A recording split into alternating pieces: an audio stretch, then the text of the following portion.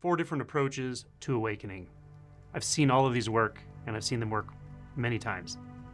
So everyone's a little different as far as what their interest in awakening revolves around, what drives it, how they perceive mind and thought, how they perceive life, and what they're interested in. So based on these different characteristics and situational conditions, you may find it more approachable to choose one of these methods over another. So I'm just going to roughly define each method, and you may find that one of those makes the most sense to you. So the first method is what I would call surrender. This is often the approach someone takes when life has just been really rough. Like nothing really has worked for this person. They've worked hard at life, they've worked hard at doing all the things you're supposed to do, but somehow it just kept falling apart. And often these people have had a significant amount of trauma in their life.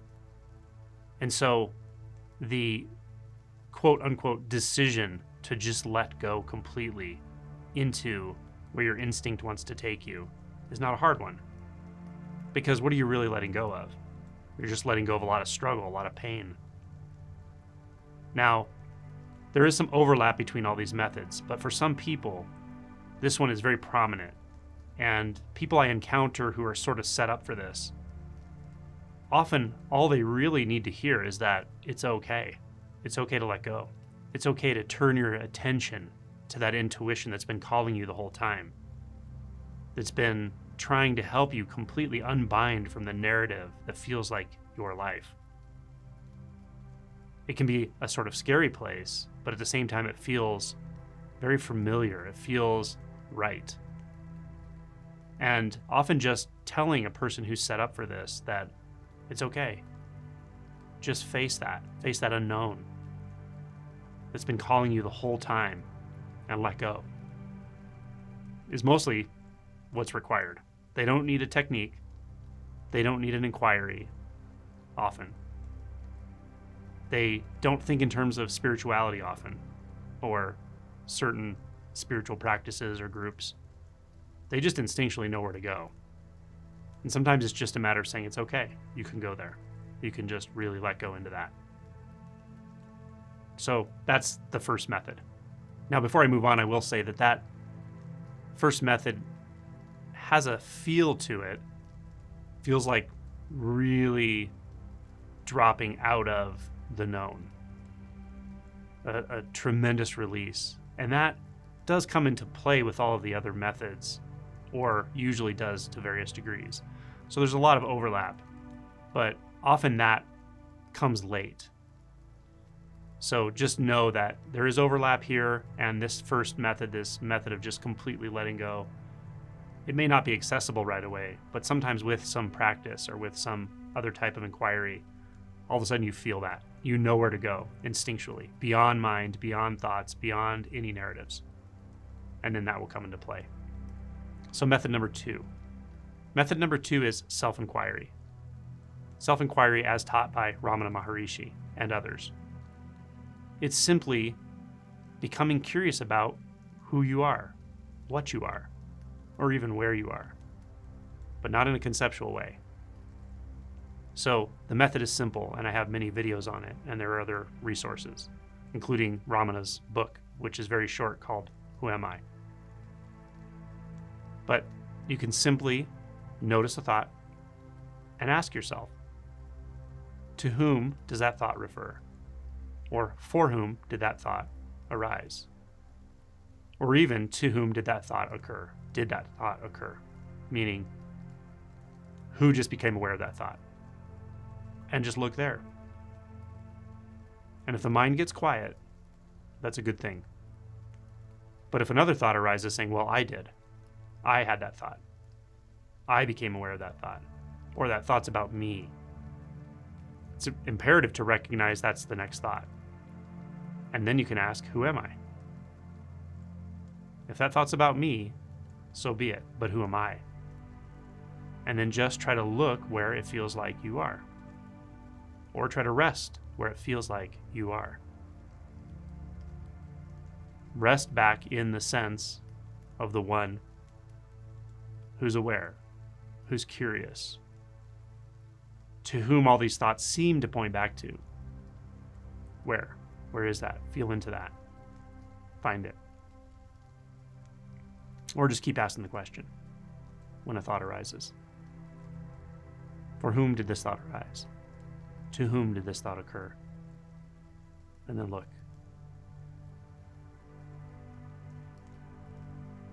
Okay, that's method 2. Method 3, which does overlap the other methods, especially method 2, is to become curious about the nature of thought itself.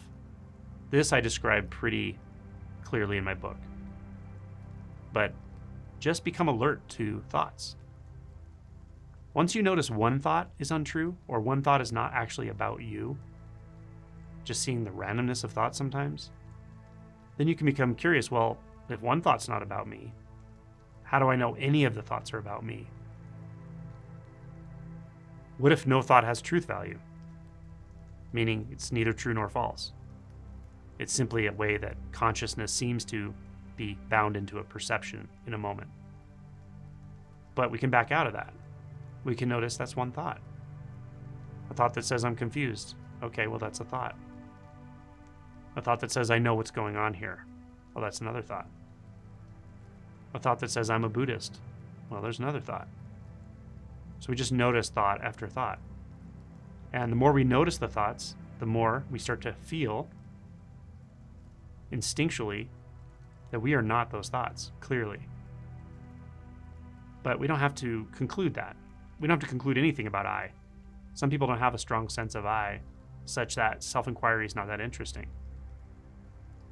But rather, just keep disidentifying from those thoughts, one by one by one. And be really alert for the background thoughts, the ones that are narrative in nature, that feel familiar, like, well, I always get this far and then I get bound up in thought again. Well, what if that's another thought? Now what, right? Do you see how that frees up your experience immediately? So this is how we do it. Just become alert to thoughts. Soon as a thought arises, become aware of it as such. It's a thought. It's not defining experience. It's not defining what you are. It's not defining anything. And do it again and again and again. And then all of a sudden there's a knowingness that is completely independent of thoughts. Don't make a conclusion about it, because that would be another thought. But I'm going to call it consciousness for now, so that I can talk about it. But as that consciousness, or that, let's say, awareness, starts to come into clarity, then typically things get very quiet. The mind gets very quiet. But you have to remain alert to the stirring of the next thought, or any thought. Because the re-identification can happen kind of sneakily, as long as there's still some belief that a thought is going to save you, help you, get you anywhere, including to something called awakening. You have to just keep disidentifying from thought after thought after thought, including a thought that says, I'm going to get somewhere. A thought that's imagining an outcome, imagining what awakening will be like, imagining what enlightenment is, comparing yourself to another that says, well, other people get it, why don't I? All of those are thoughts. But if it feels familiar to you, you often won't notice it as a thought. So you have to be really alert, vigilant here. This is method 3. Method 4 is you actually look for where you are, right? There's a sense of I, obviously, starting out, right? And if you say, well, I don't have a sense of I. Okay, well, who is it that doesn't have a sense of I? Who thinks that's true, right? So there's something there that feels like a self or an I. That's fine. Look for it. And look for it in the only places you can actually look for anything. Look for it in the senses, the 5 senses, and look for it in consciousness, or the space of thinking. Do you find it anywhere? but you have to keep looking. And often you won't find it right away. And you can conclude, oh, well, it's not there. There's not an I. But no shift has happened. It's just another belief. The I sense that you haven't conclusively either found or in a very instinctual way realized you're not going to find is the one that believes there's no self or there's no I. So don't fall for that. You have to keep looking until something literally changes in experience. Well, I feel like I'm me. I feel like I'm here. Well, where the hell am I then? So look, am I in that thought? Okay, well, the thought wasn't there. Then it was there. Then it wasn't there. But I didn't go anywhere. I was there before, during, and after. Well, then I'm not that thought. And I'm not that thought. And I'm not that thought. Okay. That's the neti-neti approach. It's fine. But it doesn't always do the whole job. You have to keep looking, right? So you can convince yourself I'm not the thoughts. That's fine, but that's not awakening. Keep looking.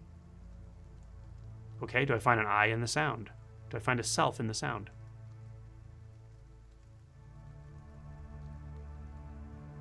Doesn't seem to be there.